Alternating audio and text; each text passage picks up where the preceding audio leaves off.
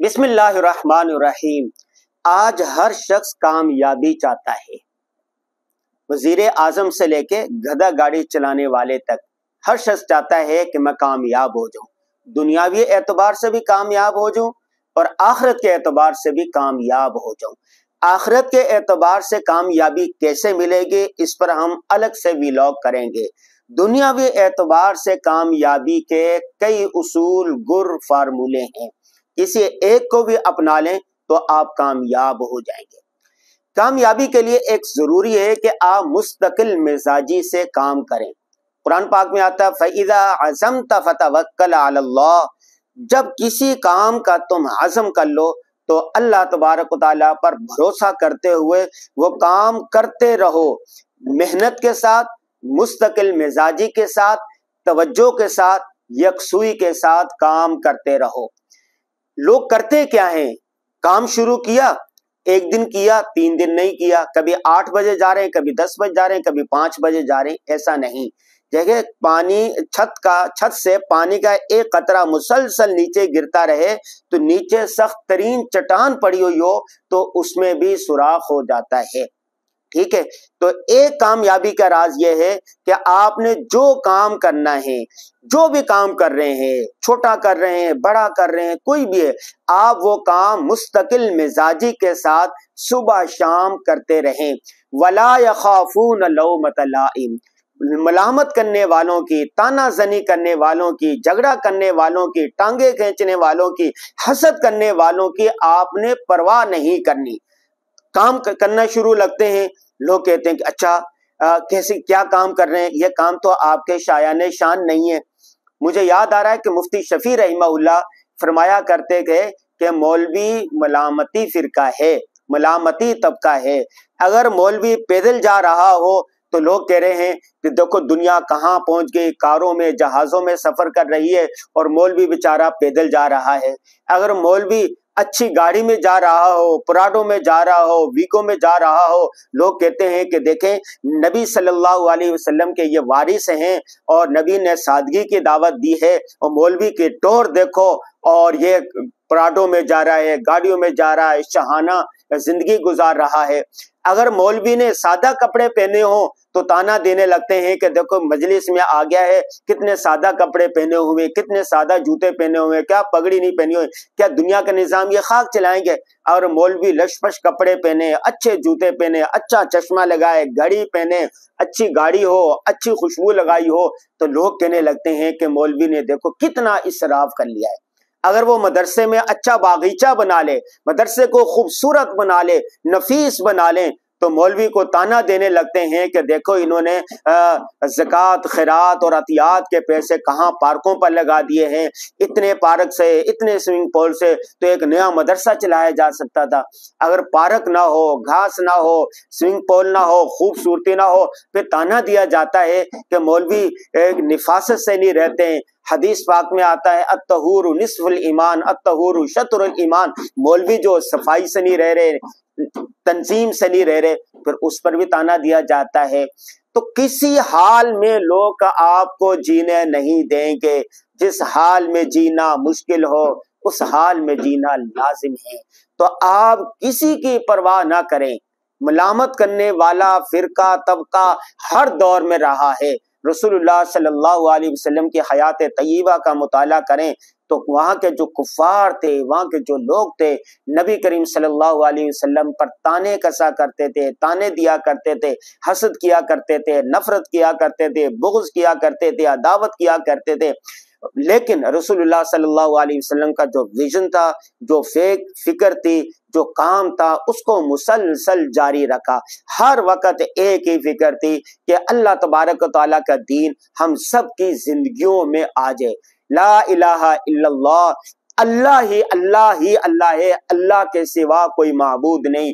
کتنے سال مکہ میں کام کیا، مکہ نے رسول اللہ صلی اللہ علیہ وسلم کو وہاں سے نکال دیا تو ہجرت کر کے مدینہ آ گئے، مدینہ آ کے کام جاری رکھا۔ جب کام جاری رکھا تو دین اسلام کا پیغام جزیرۃ العرب سے نکل کر پوری دنیا میں پھیل گیا۔ ایک وقت آیا ہر کچے اور پکے گھر کے اندر دین اسلام کا پیغام پہنچ گیا۔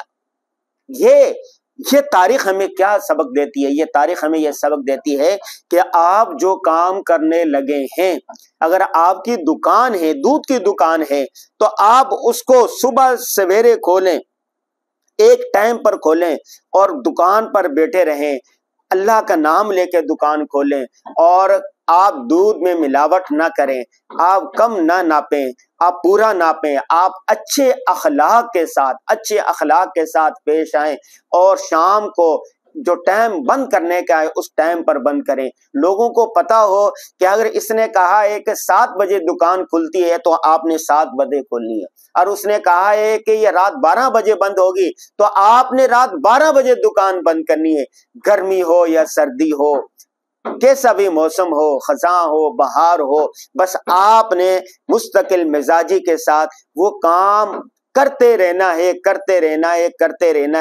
یہاں تک کہ کامیابی آپ کو مل جائے۔ القاسب حبیب اللہ، محنتی آدمی اللہ تبارک و تعالیٰ کا دوست ہوتا ہے، اللہ اسے محبوب رکھتے ہیں۔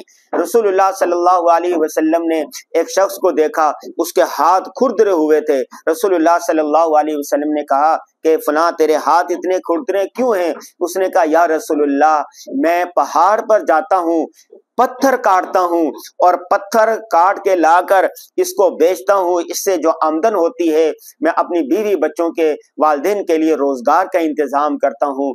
رسول اللہ صلی اللہ علیہ وسلم نے اس کے ہاتھ کو بوسہ دیا اور پھر فرمایا کہ القاسب حبیب اللہ، محنتی آدمی اللہ کا دوست ہوتا ہے۔ رزق حلال کمانا عین عبادت ہے۔ ایک دن ایک شخص کام کر رہا تھا، وہ دکان تھی، پارٹ ٹائم اپنا کام کر رہا تھا، دکان کھولی ہوئی تھی، چھوٹی موٹی چیزیں بیچ رہا تھا، اسٹیشنری کا سامان بیچ رہا تھا۔ اس کو کسی دوست نے تانا دیا کہ تو اتنا پڑھ کر اور نوکری کر رہا ہے اور اس کے ساتھ یہ کام تمہیں زیب نہیں دیتا۔ اس شخص نے ایک اچھا جواب دیا، اس نے کہا کہ میں فارغ ٹائم میں پارٹ ٹائم کام کر رہا ہوں تاکہ اپنی آمدن بڑھا سکوں، تاکہ کسی کے سامنے مجھے ہاتھ نہ پھیلانا پڑے۔ رسول اللہ صلی اللہ علیہ وسلم کے دور میں ایک شخص بھیک مانگ رہا تھا، رسول اللہ صلی اللہ علیہ وسلم نے اسے بلایا، وہ آیا تو رسول اللہ صلی اللہ علیہ وسلم نے اسے کہا کہ فلاں تو بھیک کیوں مانگ رہا ہے؟ کیا تیرے پاس کوئی چیز نہیں ہے کہ جس سے بیچ کے تو اپنا گزر بسر کرے؟ اس نے کہا یا رسول اللہ، میرے پاس 2 چیزیں، ایک کمبل ہے جسے میں اوڑھ لیتا ہوں، اور ایک پیالہ ہے جسے میں اس سے پانی پیتا ہوں۔ رسول اللہ صلی اللہ علیہ وسلم نے اس سے منگوایا اور اس کے پھر بولی لگوائی کہ کون لے گا، کس نے 2 درہم لگائی، کس نے 4، کس نے 5، جس نے زیادہ لگائی رسول اللہ صلی اللہ علیہ وسلم نے اس کو دے دیے، اور پھر اس سے کہا کہ یہ آدھے پیسوں سے آپ نے کلہاڑی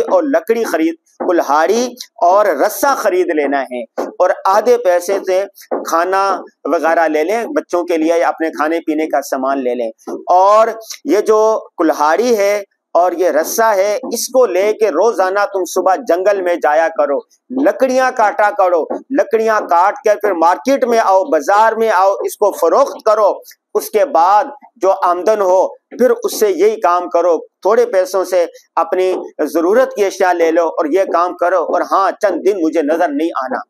وہ چند دن کے بعد یہی کام کرتا تھا، چند دن کے بعد آیا تو اچھے خاصے اس کے بعد پیسے جمع ہو گئے تھے۔ وہ کہتے ہیں نا خوشحالی جب آیا تھی تو اس کا اثر چہرے پر بھی ظاہر ہوتا ہے۔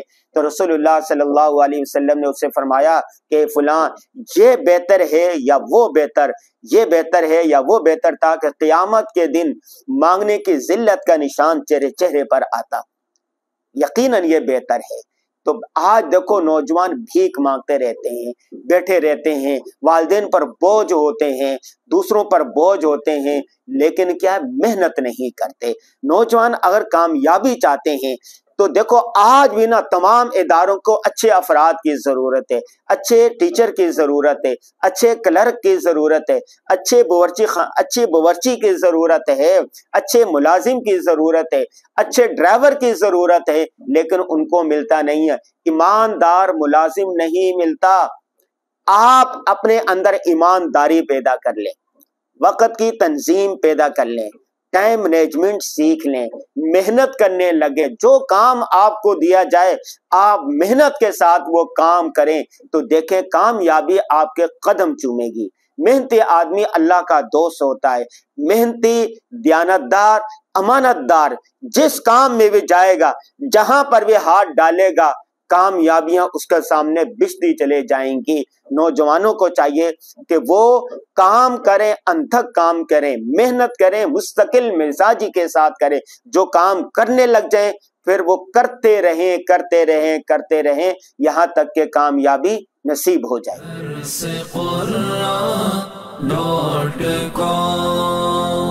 www.darsequran.com